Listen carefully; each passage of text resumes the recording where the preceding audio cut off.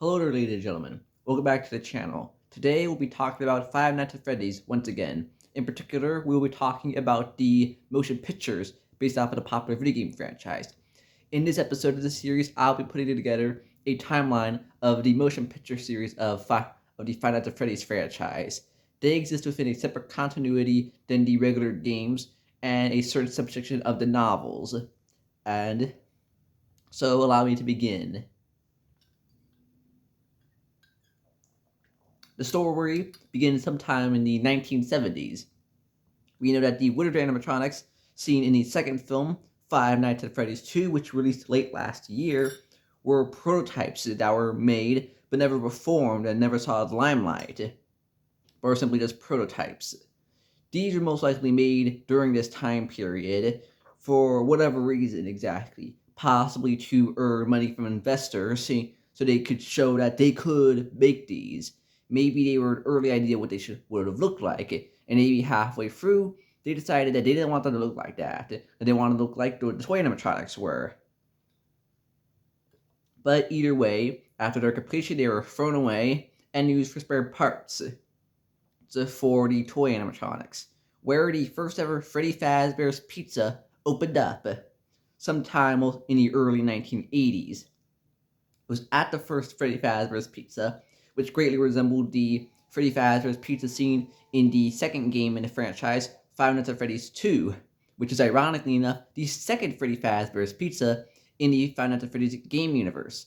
At this first Freddy Fazbear's Pizza, William Afton, the co-founder, co-owner of the restaurant, would don a spring Bonnie costume and attempt to murder a child by luring them away into the back room, where, from what it seemed in the movie, he was able to incapacitate him at least at some point, as he most likely believed he had killed him.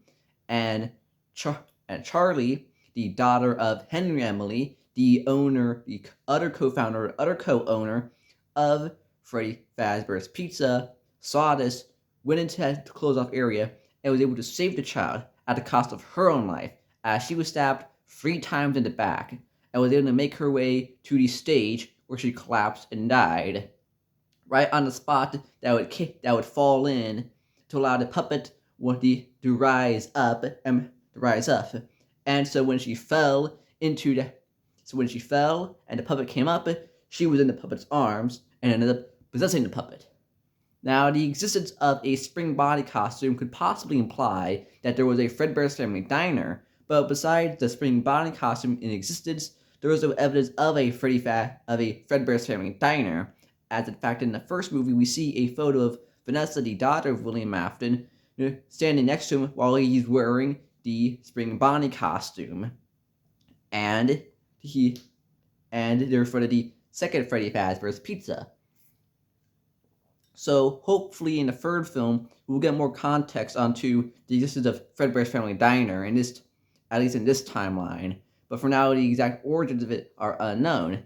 If Fredbear's Family Diner did exist, then it most likely started sometime in the early 1970s and closed around that time as well, and which led them to wanting to create something newer, bigger, and better, Freddy Fazbear's Pizza. But after the closure of this restaurant, Charlie's spirit became angry, and she wanted revenge, as she attempted to get assistance from the adults at the restaurant who all brushed her off and dismissed her.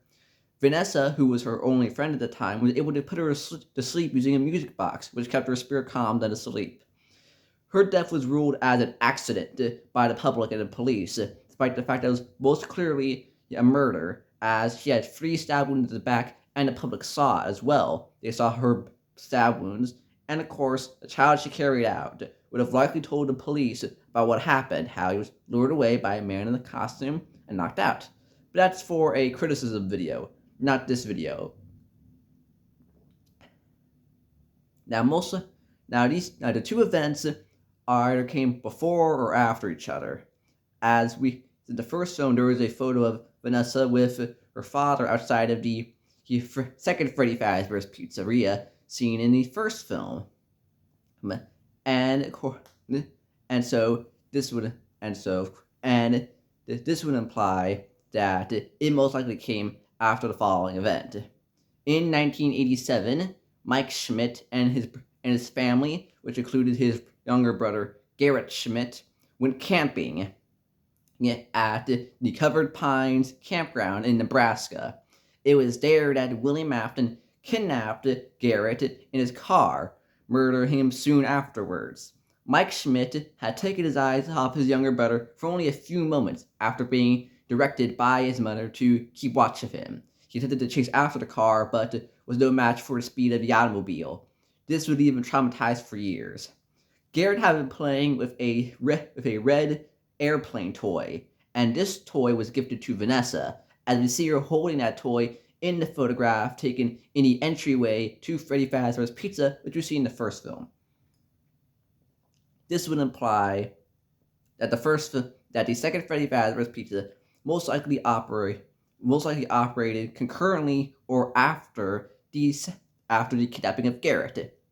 So I'll put the opening operation of the second Freddy Fazbear's Pizza either in 1987 or 1988, as we know that Garrett was kidnapped in 1987, as Mike Schmidt was 12 years old at the time of his brother's kidnapping, and was 25 during the events of the first film due to the novelization of the movie. Now we know that the second Freddy Fazbear's Pizza, the one we see in the first film, was in operation for at least a year, as in the film we can see an employee of the month wall, and the employee of the month goes all the way from January to December of an unknown year. And so the store was in operation for at least 1 year before it shut down, as there 5 children went missing. These 5 children were lured away by William Afton, wearing the spring Bonnie suit, were murdered, and stuffed inside of these suits that entertained the restaurant. Freddy the Bear, Chicky the Chicken, Bonnie the Bunny, and Foxy the Pirate Fox, while one of them went on to possess a strange other character known as Golden Freddy. This would give extra implications to the fact that there was most likely a Fredbear's Family Diner, again most likely operating in the early to mid 1970s. As we know from the games that Golden Freddy is an older, rundown version of Fredbear, the one who caused the bite of 83. So, a Fredbear's Family Diner most likely exists, but there's no direct confirmation as of now. We'll most likely have to wait till the third entry in the saga. Now, soon down the line, in the late 1980s, early 1990s, Abby Schmidt is born, the younger sister of Mike Schmidt. And it is not long after that their mother commits suicide, and their father leaves. And that leaves Mike Schmidt to take care of his younger sister, Abby. We know that the first film, Five Nights at Freddy's, released in 2023, takes place during April of 2000, over the course of about 5 days, though it'd be better to describe them as 5 nights, as the main course of the movie, the majority of it, takes place over those 5 nights. We know that prior to Mike Schmidt's working there was another man named Bob who worked there, as he was seen in the very start of the film, though he is murdered by the animatronics, as they are quite murderous. Now, the second film takes place 2 years later, in October of 2002.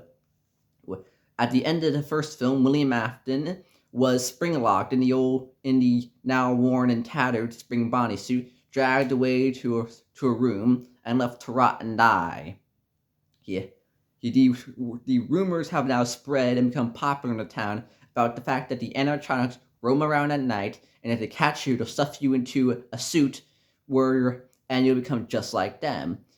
As even though they are true, the general public believes them as to be merely rumors, but it's a very popular story and a very popular rumor. The stories are so popular, in fact, and it's brought attention back to Fazbear Entertainment so much that they're holding a Faz Fest. The people who went to Freddy Fazbear's Pizza during their childhood and enjoyed it, and the fans of the stories and urban legends surrounding it, are holding a big festival for it.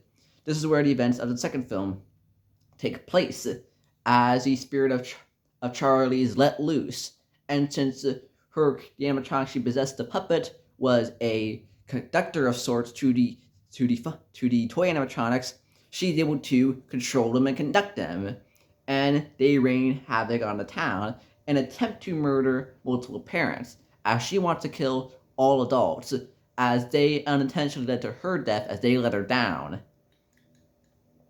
Though this plan does fail, the puppet does escape and is even able to briefly possess Abby, again, the younger sister of Mike Schmidt, and we get introduced to Vanessa's brother, Michael Afton. Michael Afton, unlike Vanessa, who does not like her father, greatly likes his father and wants to be just like him. They want to continue on his legacy and views Vanessa as a traitor, and so attempts to direct the toy animatronics to kill Vanessa, Mike Schmidt, and Abby Schmidt. But they are destroyed. But the toy animatronics are destroyed by the classics, who then die, as they were not built to be able to leave the restaurant for that long, and their spirits are finally set free, and they all go to heaven. As the Golden Freddy kid tells Abby this directly, as she has the strange power to be able to see ghosts and communicate with them, most likely because the children are ghosts, and she's a child herself. But Mike Schmidt and Abby leave, and Vanessa is possessed by the puppet. That is where we are now. And sometime shortly after this, most likely even the same night, or at least the following few days, a group of people break into the original Freddy Fazbear's Pizza, the one seen in the first film, to scavenge and loot items from it, as they are planning on building a horror attraction based around the urban legends and stories of Freddy Fazbear's Pizza. And in there they find William Afton, still inside the suit, now rotted and decayed and undead. He's no longer human. He's not William Afton anymore, and he's definitely not Steve Ragland, his pseudonym. He is now Springtrap, an undead creature who, as per his motto, always comes back.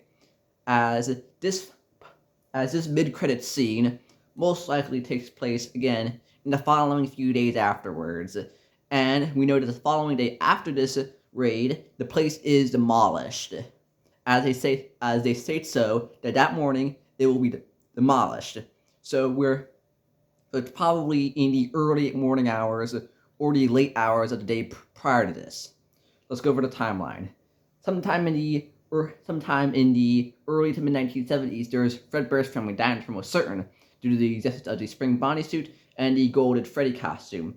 In the later 70s and early 80s, the windows are made as prototypes, so they never see the light of day to the public, most likely made to be presented to investors.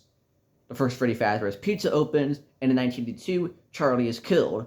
Her soul possesses a puppet, and becomes very angry and rage-ridden, and wants to murder all adults. She's put to sleep by Vanessa, who gives her the music box, which calms her spirit and allows her to stay asleep. Sometime in 1987, Garrett, the younger brother of Mike Schmidt, is kidnapped and killed by William Afton while on a camping trip at Covered Pines campgrounds in Nebraska. Sometime after that year, or the following year, Freddy Fazbear's Pizza reopens as a smaller location. This one lasts at least 1 year before shutting down, and here 5 children are killed, who possess Freddy, Chica, Bonnie, Foxy, and Golden Freddy. Sometime after this, in the late 80s, early 90s, Abby is born, her mother kills herself, and the father most likely runs away. In April of 2000, Mike Schmidt gets a job working at Freddy Fazbear's Pizza. Abby befriends the animatronics, they attempt to kill her. William Afton makes his appearance, he attempts to kill them. Abby turns the animatronics on William. He dies at a spring lock incident. Vanessa is injured by William and sent into a coma, and Abby and Mike escape. All these events happen over the course of 5 nights. 2 years later, in October of 2002, Fazfest is happening as the stories surrounding this have reached the people and have revived interest in the Fazbear franchise. Charlie is released. She uses a toy animatronic which she is able to conduct, as her animatronic that she possesses was a conductor to them. Attempts to kill multiple parents, fails. So Michael Afton is revealed, the brother of Vanessa. He attempts to get the toy animatronics to kill Vanessa, Mike, and Abby, but the classics defend trio, destroy the toy animatronics before they fall apart and are released and go off to heaven. Michael is beat up, by Jeremy. There are a lot of Jeremys in this franchise, too many Jeremys. So Vanessa is possessed, as Mike and Abby leave. Sometime shortly after this, most likely in the following few days, Freddy Fazbear's is raided by people looking to open up a horror attraction. Either later that day or the following day, the place is demolished. That is where we're at right now. So I hope you all had a good time today, ladies and gentlemen. I'll see y'all around again sometime. So bye. Have a nice time.